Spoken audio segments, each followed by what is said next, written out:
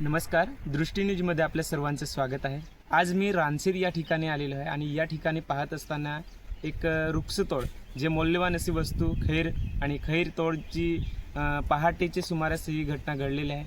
आपण इथली परिस्थिती बघत असताना काही इथले शेतकरी आहेत, या शेतकऱ्यांसोबत आपण थेट संवाद साधणार आहोत। बघूयात आपण त्यांच्याशी बोलत असताना।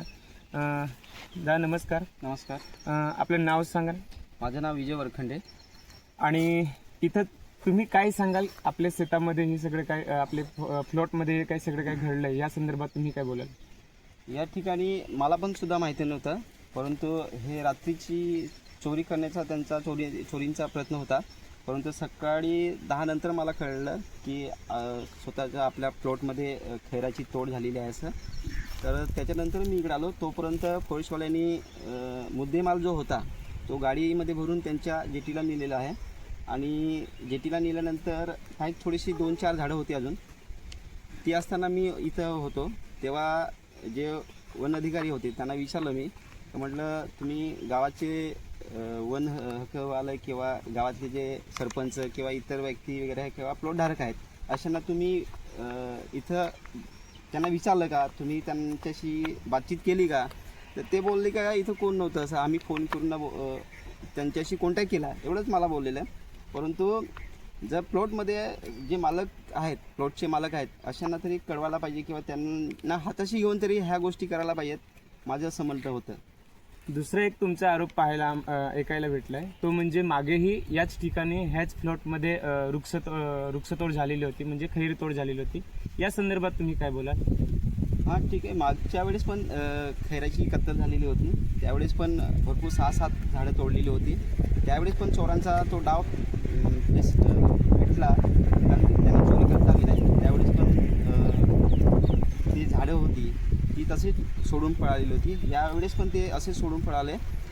पण माझं असं म्हणतं आहे की वन हक्क जे वन अधिकारी आहेत त्या लोकांनी जर त्यावेळेस जर झालं असेल, वर्ष झालं असेल त्यावेळेस तोडीला, त्यावेळेस जर त्यांनी जर जास्त अजून बंदोबस्त ठेवला असता किंवा जास्त त्यांची पेट्रोलिंग झाली असती किंवा शिपाई वगैरे त्यांचं जास्त राऊंड झाला असता, तर आज परत ह्या गोष्टी तरी झाल्या नसत्या, माझे तरी म्हणणं आहे। तर त्यांचं पुढचं नियोजन काय आहे ते आपल्याला काय कळालं नाही, कारण की त्यांना परस्पर काल कोण ड्युटीला वगैरे होतं ते पण ते सांगू शकत नाही। तर मग मला तरी वाटते काय त्यांची जबाबदारी त्यांनी पाळली नाही व्यवस्थित।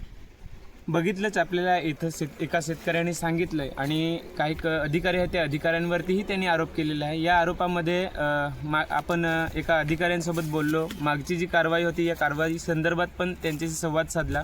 त्यावेळेस त्यांनी सांगितले की जे काही ती कारवाई आहे ती आम्ही योग्य पद्धतीने कारवाई, मागे जे इथून वृक्षतोड झाली होती त्याच्यावरती योग्य ती कारवाई झाली म्हणून त्यांचं म्हणणं होतं। त्याचबरोबर आता शेतकरी आपल्याशी संवाद साधत असताना त्यांना जे त्यांचं म्हणणं आहे की स्थानिक जे लोक आहेत या लोकांना इथं विश्वासात घेणं गरजेचं आहे आणि इथल्या जागच्या जागी हा पंचनामा व्हायला पाहिजे ही त्यांच्याकडून अपेक्षा होती। मात्र तशी त्यांची अपेक्षा जी होती ती पूर्ण न करता त्यांना सांगितलं डायरेक्ट फॉरेस्टच्या ठिकाणी, म्हणजे जिथे जेटी आहे त्या ठिकाणी प्रत्यक्षात या सगळे जे वन हक्क समिती असतील किंवा जे काय गावातले प्रथम नागरिक असतील, त्याच्यानंतर जे प्रतिष्ठित व्यक्ती असतात ते जे आपले गावाचे कारभार करतात, तशा लोकांना डायरेक्ट भाडं करून, म्हणजे जो प्रवास खर्च आहे हा प्रवास खर्च करून त्यांना चारोटी, कासा यासारख्या ठिकाणी त्यांना बोलवलं जात आहे। मी राहुल नाईक, वनपरिक्षेत्र अधिकारी प्रभारी कासा। काल रात्री पहाटेच्या दरम्यान रानशेत कंपार्टमेंट नंबर 243मध्ये अज्ञात चोरट्यांनी खैरबुडे 5 तोडून त्यावरील माल जागेवरच टाकून पळून गेले।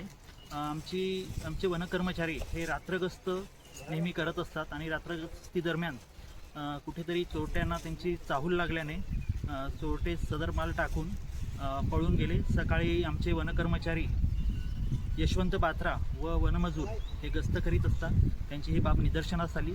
त्यांनी ही 5 बुडे जप्त केली व त्यावरील मालसुद्धा जप्त केलेला आहे आणि सदर माल कासा भराड विक्री आगार येथे जमा केलेला आहे। साधारणतः 30 ते 40 हजाराची ही तोड असावी आणि त्यावरील संपूर्ण माल जवळजवळ 1.5 घनमीटरपर्यंत माल त्याच्यावर जप्त केलेला आहे। मालाचं मोजमाप घेण्याचं कारवाई सुरू आहे.